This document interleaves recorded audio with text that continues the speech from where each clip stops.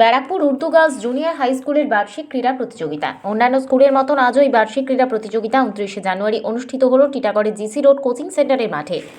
উপস্থিত ছিলেন ব্যারাকপুর পৌরসভার উপপৌর প্রধান সুপ্রভাত ঘোষ, উপস্থিত ছিলেন পুর পরিষদ সদস্য নওশাদ আলম সহ আরও বিশিষ্ট ব্যক্তিবর্গরা।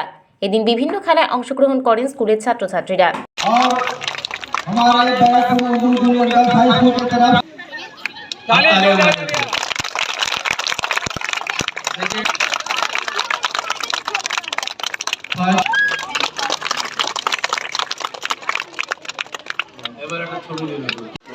এই টাইমটাতে জানুয়ারি মাসে সব স্কুলে স্পোর্টস হয়ে থাকে।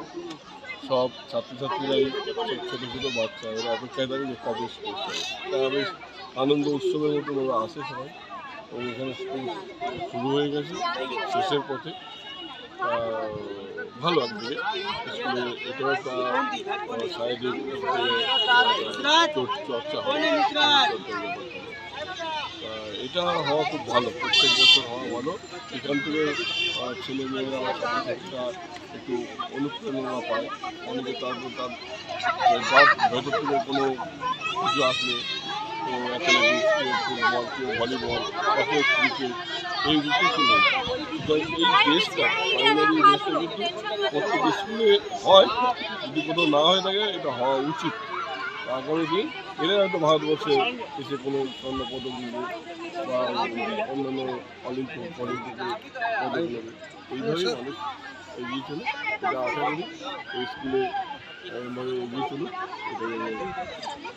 ডেতে ছিল, চেয়ারম্যান আসলেন, আপনি ছিলেন, খাওয়া দাওয়া হলো, আজকে অ্যানুয়াল স্পোর্টস কি বলবেন? আমাদের এই স্কুলটা 2016 সালে 23শে জানুয়ারি উদ্বোধন হয়েছিল। এটি আমরা পার্টনার ফাউন্ডেশন ডে হিসাবে এটাকে মানাই।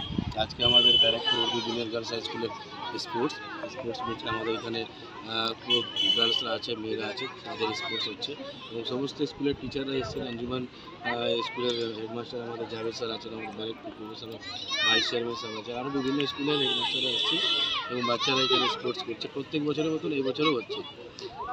স্পোর্টস হলে বাচ্চাদের পড়াশোনার মধ্যে আরও মন লাগে। শরীর চর্চা না থাকলে মাইন্ড দেখবেন আপনার ফ্রেশ থাকবে না। শরীর চর্চা সবসময় প্রয়োজন আছে, যেমন পড়াশোনার প্রয়োজন আছে তেমন শরীর চর্চাও প্রয়োজন আছে। তো স্পোর্টস হওয়ার প্রত্যেক বছরই উচিত।